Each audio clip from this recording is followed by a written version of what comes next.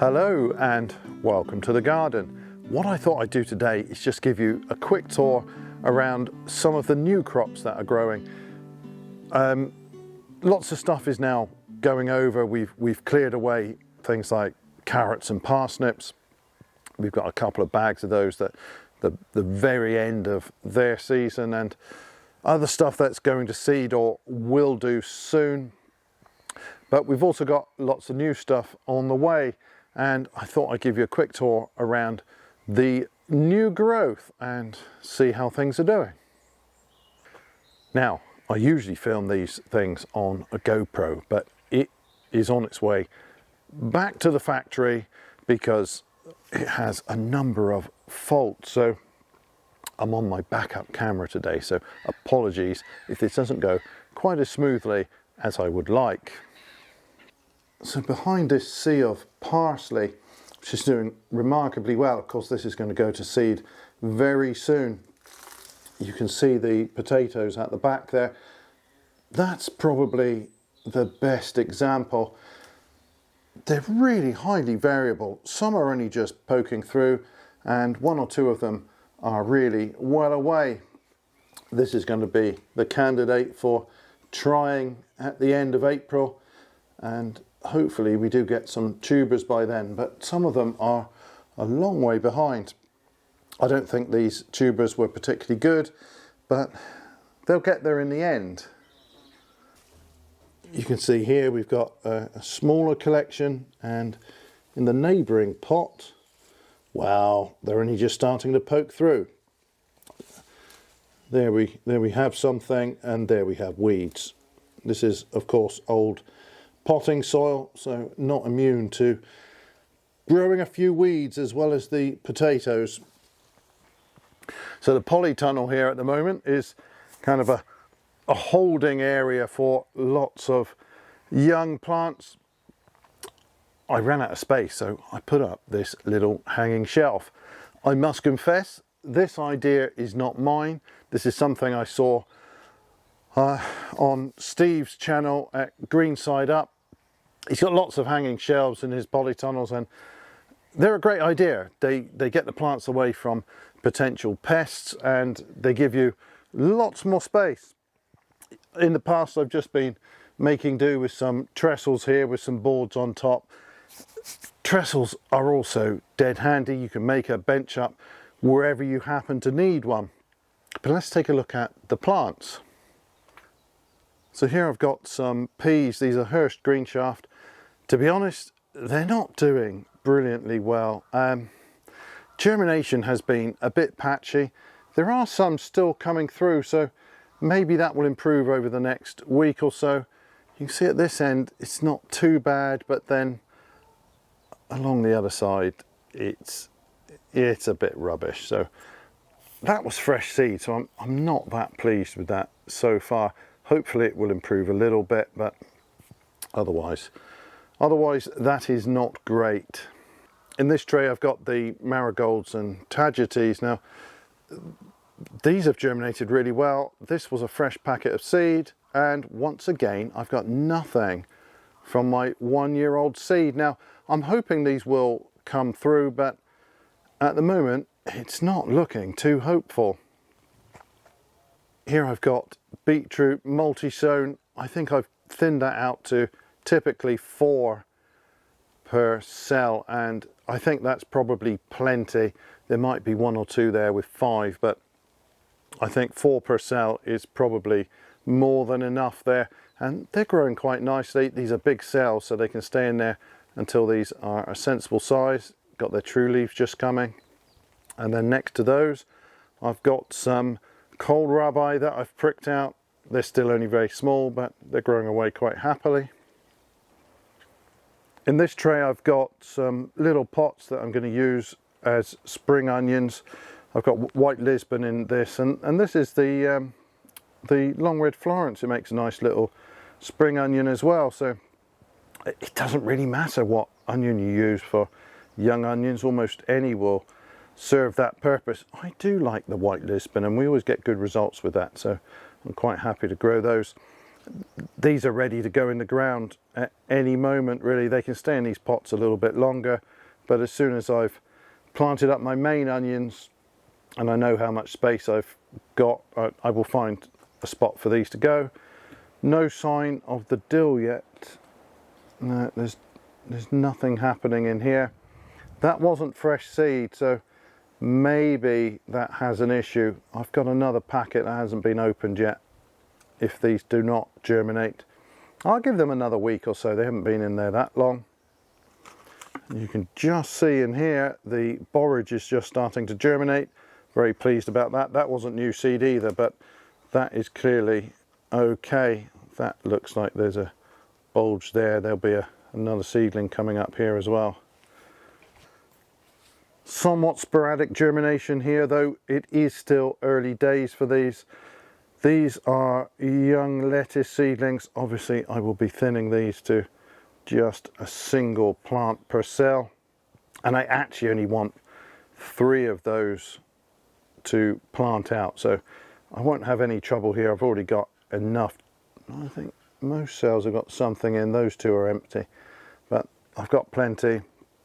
The spinach is just starting to come through. I don't know why I've only got that in 2 cells so far, but these have only come through in the last day or 2, so I expect the others will be along in a little bit. In this tray I've got some beets. I've got the Ford Hook Giant chard. I will need to thin those. Of course they're multi-germ seed. I'm getting several plants coming up there, and I did put several seed in each cell, but I will thin those. I'm not sure yet whether I'll thin to a single plant or I might keep sort of 3 in a little cluster. They will grow quite happily either way, but this is a big variety of chard, so this one it might be better to thin properly. And on the end I've got some leaf beet coming through. Here I've got a tray of assorted brassicas. They don't all look great. That's not a happy looking plant. Oh, this one's all right. It's just a bit floppy. These are looking great. This is a kale. Vates is blue curled. Not one I've grown before, but very nice. So some of these seedlings are looking good, and some of them are looking a little bit rubbish. These aren't bad. This is a Filderkraut cabbage. That will become a bit of a monster. And what have we got at the back? Well, racing away here we've got Copenhagen Mark, and it won't be long before these are ready to plant out. I only need, I think, 3 of each of these, so I will be able to pick and choose the best specimens. And here I've got some Komatsuna, and this is ready to plant out. It looks as though these plants might be already too big, but I've taken a look at the roots in one of these and they're not. They're in the perfect sort of state for planting out, and these are looking fantastic. I'm very happy with these. I'll just take one of those out and show you the root system. Just gently tap one of those out. Oh, this is the one I took out earlier. I don't know how well that's going to show up. This camera probably can't focus quite so well up close, but there's a lovely fine network of root in there, and that's in the perfect state for planting out. It is by no means pot bound at this stage, but there is plenty of root there, and yeah, that is ideal. So I really want to get those in the ground, probably today actually, if I've got time. And the hell was that? Excuse me a moment. Well, that gave me a fright. I wasn't expecting that. A big bang on the side of the polytunnel when I'm in the garden on my own. But yes, I've discovered what caused that. I think we must have had a goose flying over or a swan, and they've left their calling card. An almighty splat on the side of the polytunnel. Yeah, gave me a bit of a fright. I think this goose needs to see a doctor. It is quite clearly unwell. Anyway, back on with the tour. In this tray here I started some Saltus. They're coming up reasonably well. This is the stem lettuce that I've never grown before, but yeah, I mean you can see that it's lettuce from the shape of the leaves, and it's doing okay, and I will prick those out, I don't know, in a week or two when they're a little bit bigger than that. And then I've got the collection of alliums. So these are the leeks. I've had good germination there. I'll let those grow on for quite a while yet before I prick those out. I've got a couple of trays of my mystery onion. I don't really know exactly what this is. This is one that came from some friends in Finland, produced quite a lot of seed last year, and I wasn't really expecting it to germinate, but it's done pretty well. So I will deal with that one again in a few weeks' time. These were my last sowings of ordinary onions. This was with spare seed. I don't want to keep it for next year.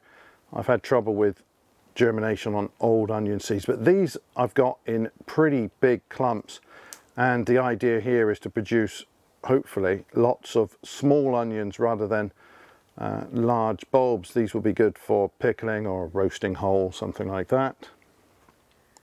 At the end here I've got my main crop onions. These are looking, well, actually they're a bit of a mixed bag. I've got some in here that are a bit rubbish, but then I've got others that are really great. These are nice strong seedlings along the front here, and I think these are pretty much ready to plant out at any moment now. I've got them in reasonable size cells. They can stay there for a little longer, but I think these would be much happier to get their roots down into some proper soil, so I hope to get them in the ground fairly soon. All around the outside edges of the polytunnel here I've got lots of garlic coming through. This looks pretty healthy in general. I mean, the first leaves, some of those are a little bit yellow, but the main plants themselves, they are looking great, growing away quite nicely. I'm afraid this will not show up well through the mesh, but in this bed out here I've got the shallots that I put in the autumn, and then I've got the garlic that's gone through the winter. It's looking pretty good. Some of those have good thick stems, so I'm quite happy with them. Obviously the outer leaves, a few of those are sort of old and a little bit yellowed, but the plants themselves, they've come through the winter quite well. And at the far end I've got lots of onions here, and these are overwintering Japanese onions that I planted from sets. Now these are great. I mean, they don't make the best onions, I must confess, but at least not to my taste, but they do make early onions, and that's what these are for. So whatever you're using for your main crop onions, whether they're from seed or sets, a sowing of these from sets in the autumn is really convenient. Now, of course you could grow from seed, but the sets are dead easy and they get away really quickly. And although I'm not using any sets for spring planting, I do like to set some out in the autumn. They will often bolt, in my experience. That's what usually happens here. It isn't a problem. I will have taken a lot of these before they get around to bolting, and the others, I'll be using them fresh, and I can start using them right now. Most of those are already far bigger than you would take as a spring onion. You'd be hard pressed to find anything as skinny as a spring onion there now, and they will bulb up ever so quickly, and that's the advantage of setting those out in the autumn. I haven't got a big patch of them. Initially I laid them out on, I think, a 4-inch grid. I then went through, because I had a lot of them, and planted in between those, so they're really close together. That's absolutely fine. They will grow close together there, because I'm not after big bulbs, I'm after an early crop. Now naturally I will thin out the middle ones first, leave the others a little bit more room to develop, but yeah, it's dead handy to have a small patch densely planted with overwintering onion sets to give you that crop early in the year. Maybe your stored onions are gone. Actually, mine have, and I will be harvesting these, well, any time now, really. These tubs with the mint that was rescued from my nan's garden many years ago after she passed away, they're coming up now, and the scent is absolutely wonderful. I'm very pleased to see these are, well, they're abundant. I've got 3 pots like this, and yeah, I will have to keep on top of those and thin them out, repot them, and so on a bit of a cycle to keep that mint going now. Well, it is so hot in the greenhouses today.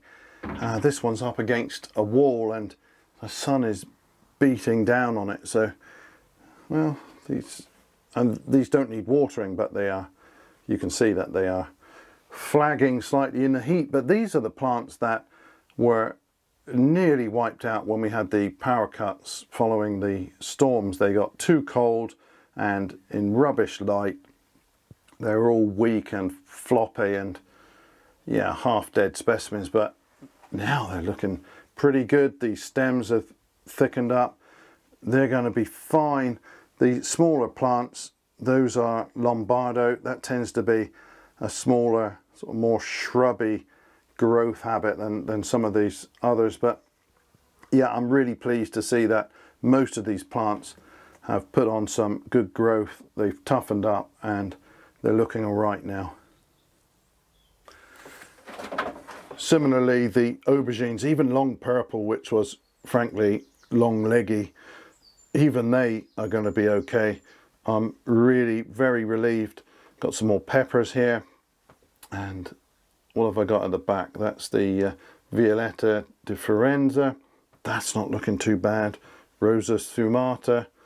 That was probably the best one after the power cuts, but yeah, they're all looking fine. So I am very much relieved. And then I've got some tomato plants. Those are supposed to be much smaller. They're probably going to be far too big for my grafting effort, so they are going to be the spares. At least that tray at the back. The one at the front here might be just about okay. Here I've got some broad beans, the Sutton. They're just coming up. I've got 1 or 2 cells with nothing in, but I've got more than enough plants here. I don't need quite this many, so that's fine. These have only just popped up. It may be that something appears in those empty cells soon, but if not, it doesn't matter. That was old seed, so it's done a little bit better than I had expected. I may sow another batch of those later with some fresh seed. I've got plenty of broad bean seed for this season, and of course I will be getting some other varieties going soon as well. In this propagator I've got more of the pepper plants. Now, just like the others, a few of these suffered from bad conditions, but most of them are growing away quite nicely now, so I am fairly happy with these. They could be potted on within the next week or 2. They're okay at the moment, but I will have to move those on as well, and at that stage I'll be quite selective. I'll just keep the best looking plants. In the neighbouring propagator I've got the tomato rootstocks. These were not so good this year, I must say. They were slower to germinate. The germination rate wasn't quite as good, and yeah, a little bit sporadic. No idea why. I bought these seeds from a different place this year. Where I got them last year, they were out of stock, so I don't know if there was some difference, but they haven't performed quite as well as they did last year. However, they are up now and they are starting to pick up their growth. So I think the timing will work out fine for my second batch of scions. I think the first batch are going to be far too big. So yeah, I'm still learning about the timing, and I think next year I will start one batch of scions, maybe 10 days before the rootstocks, and that's going to be perfect for me and the varieties I'm growing here. Finally, I've got some of the tomato scions on the right hand side there, and they are just a little bit bigger than the rootstocks right now, but the rootstocks will soon catch up because they are a lot more vigorous. I've got the remaining pepper plants. Most of these are fine. There are one or two, like that little fella down the bottom. I don't know what's wrong with him. He was obviously checked by the poor conditions and he's never recovered. So, but these others now are grown away quite happily. They're not bad little plants. At the back there, I've got some lemongrass coming on. I should be pricking that out pretty soon. Then I've got celeriac and parsley. Now the parsley's actually grown quite quickly now. That's probably ready to prick out. The celeriac, I think I'm going to leave that for at least another week before I tackle that. But yeah, everything seems to be growing reasonably well. Here are some of the chard plants. I've got one batch of a white rib chard and I've got a rhubarb chard as well. The white stem chard always does better for us.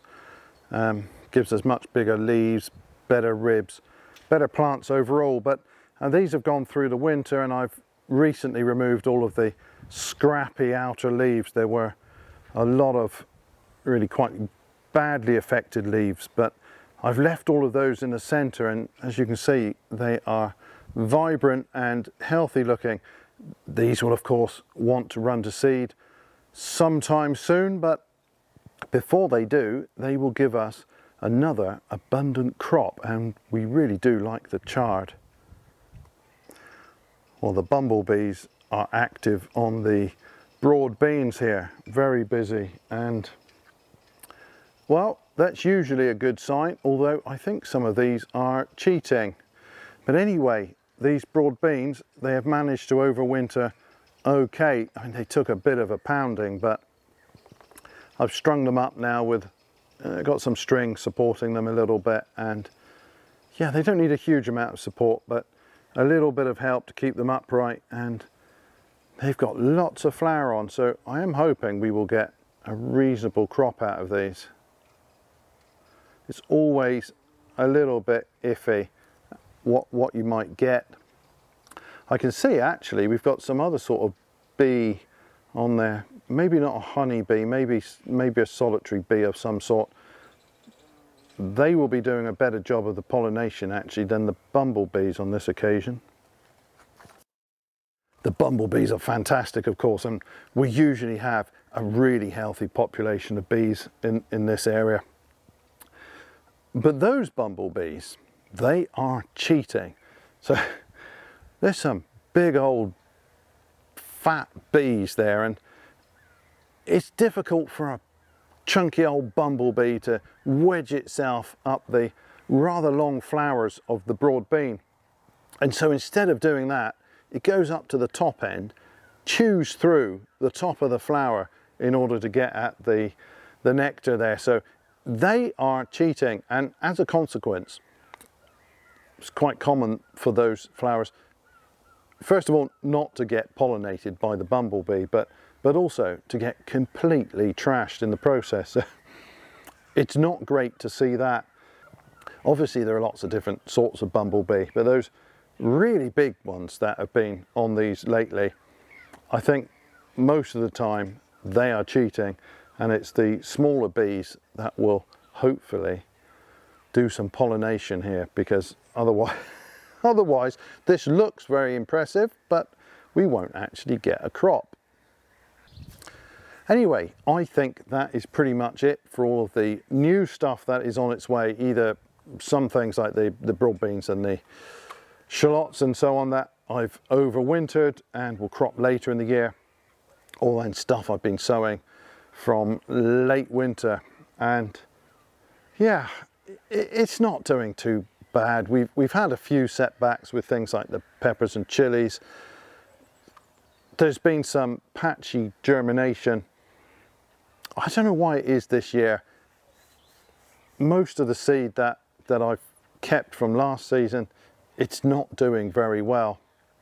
It's a little bit frustrating. Some of it ought to be still absolutely fine, but yeah, obviously I don't keep them in perfect conditions, but even so, I ought to be getting better germination than that. And even some of the new seeds not doing brilliantly. The peas haven't done so well.